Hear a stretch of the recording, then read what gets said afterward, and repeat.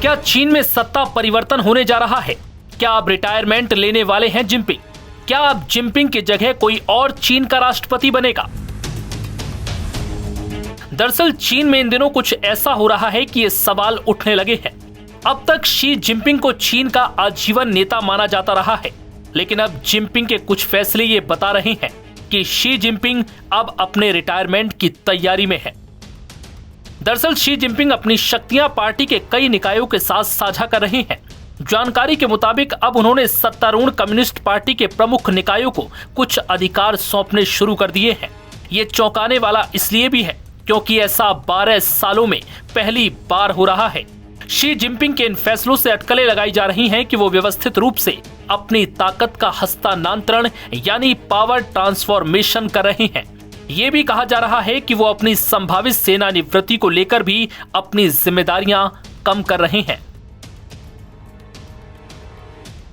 हाल ही में सरकारी समाचार एजेंसी शिन्हुआ ने बताया कि सत्तारूढ़ कम्युनिस्ट पार्टी ऑफ चाइना के शक्तिशाली 24 सदस्य राजनीतिक ब्यूरो ने 30 जून को अपनी बैठक में पार्टी के काम करने के लिए लाए गए नए नियमों की समीक्षा की। इसके बाद से जिनपिंग की सत्ता हस्तांतरण को लेकर अटकलें तेज हो गई। वहीं ये सब तब हो रहा है जब 2027 में शी जिनपिंग का तीसरा कार्यकाल भी खत्म होगा। जिनपिंग की अध्यक्षता में हुई बैठक में इस बात पर जोर दिया गया कि ये नियम सीपीसी केंद्रीय समिति के निर्णय लेने वाली, विचार विमर्श करने वाली और कोऑर्डिनेशन संस्थाओं की स्थापना, जिम्मेदारियां और संचालन को और अधिक मानकीकृत करेंगे। शिन्हुआ की रिपोर्ट में कहा गया है कि ऐसी निकायों को प्रमुख कार्य पर अधिक प्रभावी नेतृत्व और कोऑर्डिनेशन के साथ काम करना चाहिए और प्रमुख कार्यों की योजना बनाने, चर्चा करने और देखरेख करने पर ध्यान केंद्रित करना चाहिए। हाल के महीनों में विदेशों में रहने वाले चीन के असंतुष्ट समुदायों ने ऐसी चर्चा की थी कि कड़े नियंत्रण वाली सीपीसी के भीतर गुप्त रूप से सत्ता संघर्ष चल रहा है। चीन स्थित एक राजनीतिक विश्लेषक ने नाम न बताने की शर्त पर कहा, इन पार्टी निकायों पर नियम शी जिनपिंग की सेना निवृत्ति की तैयारियों का संकेत दे सकते हैं। हांगकांग स्थित साउथ चाइना मॉर्निंग पोस्ट ने रविवार को एक विश्लेषक के हवाले से कहा, शासन के विभिन्न निकायों को रेगुलेट करने के लिए नियम बताए जा सकते हैं क्योंकि ये सत्ता परिवर्तन का महत्वपूर्ण समय है।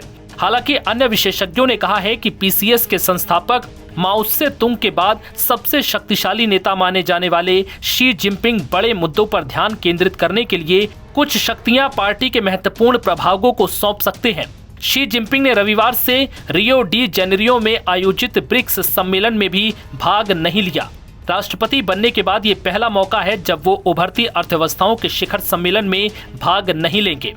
चीनी प्रधानमंत्री ली कियांग शिखर सम्मेलन में चीन के प्रतिनिधि मंडल का नेतृत्व कर रहे हैं, जिसके बाद से चीनी राष्ट्रपति शी जिनपिंग के कार्य को लेकर और उनके पद को लेकर सवाल खड़े होने लगे हैं।